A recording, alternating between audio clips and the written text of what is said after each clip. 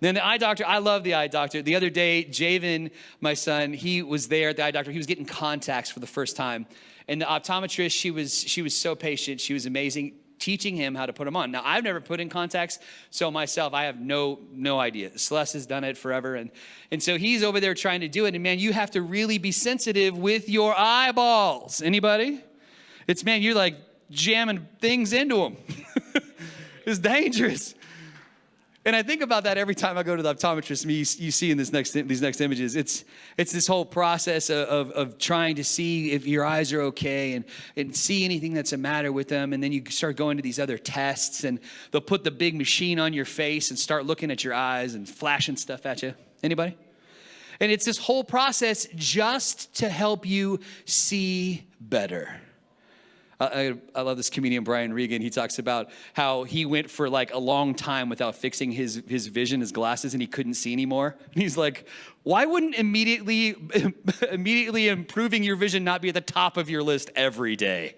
You know, the idea is like, no, I'll do it later. I'll see tomorrow. You're like, what? Doesn't make any sense.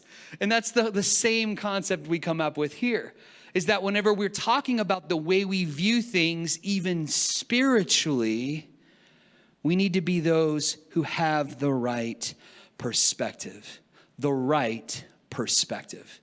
See, we can be messed up in the way we view the world spiritually, and it will affect the way we think and feel about the world spiritually. It will also affect our decision making, and therefore our consequences, and then reinforce that process again. See, if we're those people that don't see clearly spiritually, we start making decisions that aren't clear spiritually. Be like, no, I'm sure that's okay with God because, you know. And it's like, no, did you look in his word? Because in the word, it's clear. And you're like, I don't know. I don't know what God says about it. You're like, you should open the book. It's right there. It's clear. It's been here for a couple thousand years. You're like, yeah, but I don't know about it. Anybody? And I'm guilty just like you. It's the things where you're like, well, I don't want to read that part because that part might convict me and then I'd have to change my decision making.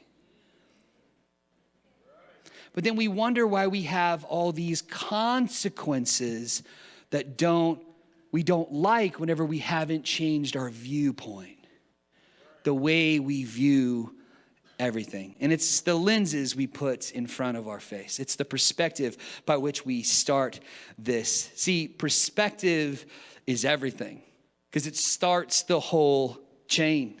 Then if you think about this spiritually through the scripture, there's so many pieces where perspective is everything. Think about these three examples. Sarah goes from being barren to blessed.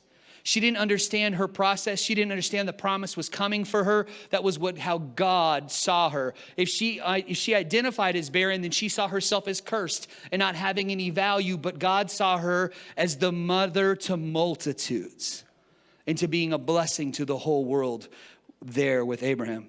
Moses goes from being a failure, raised in Pharaoh's house, saved from the Nile, being a failure and killing someone in anger, and then running away to the desert. God brings him back and speaks into his life, and he becomes a liberator for the people of God.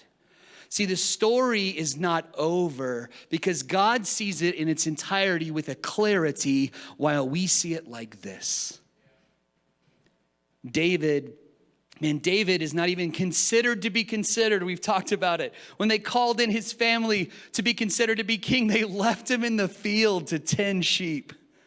But God saw the heart of the shepherd and understood that this would be the king of his people. And this would be the lineage of Jesus. See, it's all about perspective, about how we see.